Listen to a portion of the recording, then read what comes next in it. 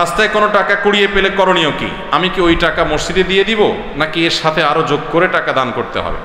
আমাদের দেশে অনেক মাসআলা আগের যুগের মুরব্বীরা বানাইছেন, সৎ উদ্দেশ্যে অসৎ কাজ করছেন, সৎ উদ্দেশ্যে অসৎ কাজ করছেন, নেক উদ্দেশ্যে জাল হাদিস বানাইছেন। এরকম অনেক বিষয় আছে।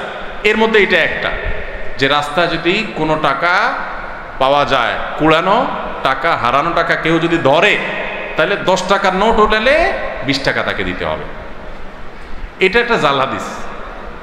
এই জাল হাদিস যারা বানাইছেন তাদের একটা নেক নিয়ত ছিল। কি নিয়ত সেটা? যাতে করে মানুষ যেমনে সেমনে টাকা ধরার সাহস না করে, যে ধরলে কিন্তু আমার 20 টাকা দেওয়া লাগবে, বাবা তার চাইতে না ধরি, যার টাকা সেই পাক। তো এই নেক উদ্দেশ্যে একটা জাল হাদিস বানাইছে, কাজটা ভালো করেন নাই। উদ্দেশ্য ভালো ছিল, ওনাদের সরলতা ছিল। এরকম বহু নেক উদ্দেশ্যে জাল হাদিস বানাইছেন। যেমন রাতে যে আমাদের খাবারের প্লেট, এটা খায়া পানি, ধোয়া পানি, আগে গ্রামের আমরা মাটির ঘরে, টিনের ঘরে থাকতাম, তো এটা বাহিরে ফেলানো যাবে না রাত্রে, তাইলে ক্ষতি হবে। এই মাসালা যারা বানাইছেন জাল হাদিস, নিষেধ নাই কোথাও হাদিসে, ফালালে কেউ ফালাতে পারে, কিন্তু অবশ্যই দেখে শুনে ফালাতে হবে কার গায়ের পড়ে কিনা। আমার মনে হয় এই মাসালা যারা বানাইছেন তাদের একটা নেক উদ্দেশ্য ছিল। উদ্দেশ্য হলো যে আগের যুগে তো এত কারেন্টের ব্যবস্থা ছিল না, এত বিদ্যুৎ ছিল না, লাইট ছিল না, তো কেউ যদি উড়াদুড়া খাইয়েই দরজা খোলা দিয়ে বাইরে মারে, কারো গায়ে পড়তে পারে। পোলাপান যেন এই কাম না করে, যেন বলছে খবরদার এটা ফালানো যাবে না, ক্ষতি হয়ে যাবে। হ্যাঁ, ভাঙা প্লেটে খাওয়া যাবে না, ক্ষতি হবে। ভাঙা প্লেটের ভাঁজে ভাঁজে হয়তো ওইটা হয়তো কোনো প্লেটের দোকানদার হাদিস বানাইছে, যাতে করে ঘন ঘন প্লেট বিক্রি হয়। বুঝে আসছে কথা? তো এরকম নেক উদ্দেশ্যে কিছু জাল হাদিস বানানো হয়েছে, তার ভিতরে এটা একটা, যে কি 10 টাকা কুড়ায় পাইলে সাথে আর 10 টাকা দিতে হবে, এরকম কোনো কথা আসলে কোরআন হাদিসে নাই। পোলাপান রে সঠিক রাস্তা রাখার জন্য এরকম বই কিছু বানাইছে। ওই যে আরেকটা মাসালা আছে না এরকম, যে কি যদি পড়ে কেউ বই খোলা রাখে, পোলাপান বই পড়ে খোলা রেখে চলে যায়, তাহলে কি হয়?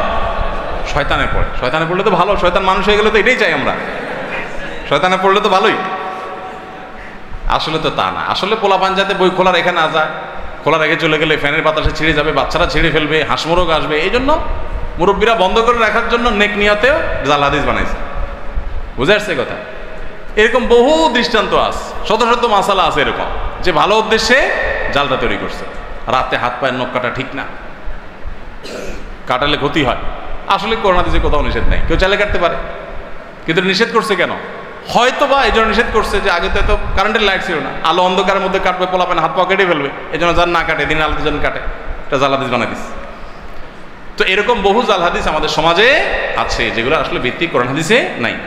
তো এই যে কথা, যে টাকা কুড়িয়ে পাওয়া টাকা, এটা পাইলে বেশি টাকা দিতে হয়, সঠিক না। যে টাকা পাবেন সেটাই দিতে হবে। এখন কথা হলো এটা কি করবেন? ভাই জিজ্ঞেস করছে মসজিদে দান করবেন কিনা। উত্তর হলো মসজিদে দান ধরেই না। এই টাকা যদি আপনি নেন, তাহলে আপনার দায়িত্ব হলো প্রাপক খুঁজে বের করবেন। এবার ঘোষণা দিয়ে দেখেন, ভাই কার টাকা হারাইছে, কার টাকা হারাইছে, আমি পাইছি, যে জায়গা পাইছেন ওর আশেপাশে ঘোষণা দিতে থাকবেন।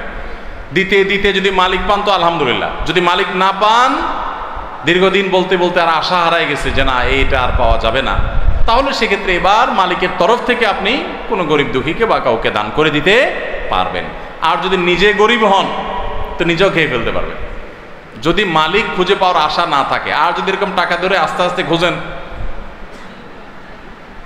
ভাই কারোর টাকা হারাইছে কিনা, ভাই কারোর টাকা হইল, টাকা হারাইছে কিনা কারোর, এভাবে কয়েকবার বলতে বলেন, বলছি কেউ তো বলে না, তাহলে আমি খাই ফেলাই, সেটা কিন্তু জায়েজ হবে না। বুঝে আসছে কথা? ঘোষণা ভালো করে দিলেন, সব জায়গায় শুনেলেন, এরপরে মালিক পাওয়া যাচ্ছে না, তাহলে এবার গরিবকে দান করে দিবেন।